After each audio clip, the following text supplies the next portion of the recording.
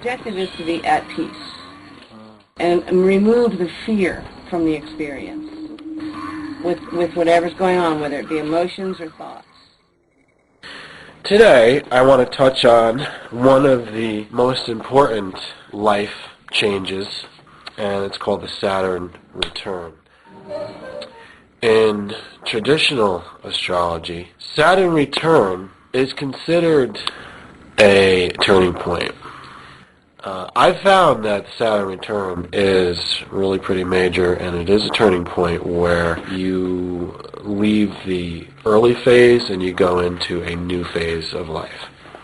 Technically speaking, what is the Saturn Return? It means that Saturn is in the same place that it was on the day you were born, the moment you were born.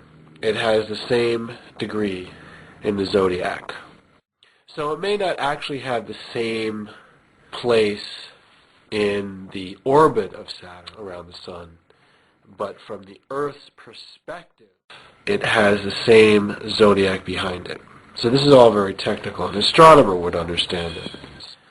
When Saturn returns back to the same place of its natal position in your natal chart, this is about 29 and a half years to 30 years, or a little bit more than 30 years. So it covers that range. Not everybody has it at the same exact point. Like, it doesn't happen on your 30th birth. It can happen before, and it can happen afterwards. And the interesting thing is, it can happen to you 3 times if you get your Saturn return at the moment of the Saturn retrograde period. Aliens coming together and discovering. That means the apparent position of Saturn will pass over that degree where you had it natally. It will go a little bit more, then it will retrograde and go backwards and cross over that spot again in reverse, and then keep going backwards, and then stop and go direct, and it will move forward and go over the spot a 3rd time, and then continue on its movement forward.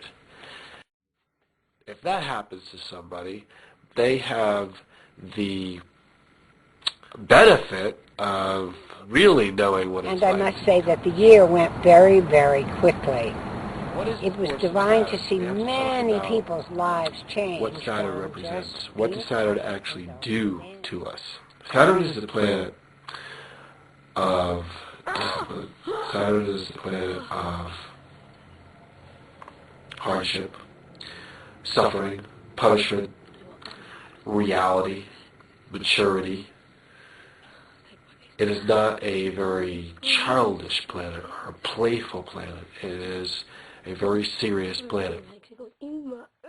It is related to the zodiac sign of Capricorn. So if you know anything about Capricorn, these are said to be people who as children feel like they're old, feel like they are the most mature little child in the group, in the generation. But interestingly enough, they turn to the opposite when they actually become old people.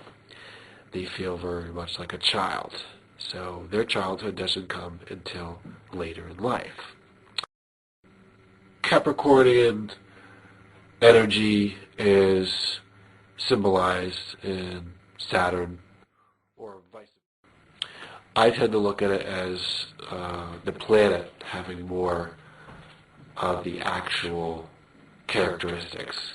I look at the zodiac signs as being like moods or colors, and not actually being the substance, the structure of what we're experiencing. So we have to rely on the planets to understand people and to understand what we're going through, our experiences. And we can use the zodiac as a backdrop. It's just a background. It's a cosmic background with more far-away, vague influences. It's actually the planets that make everything happen. These are the things that we can study more carefully by the transits, the movements of the planet, And with Saturn moving back to its natal position, where we are going to get to a new phase of life, we can test that out. We can test all the dates out, and we can go back. We can find out when the last Saturn square Saturn was, the last Saturn opposition Saturn, which happens at about 15 years old, and then the first Saturn square Saturn, which is about 7 years old. Now, these are the points of life that are very challenging, that build us up to the Saturn return. Saturn return, in conclusion, is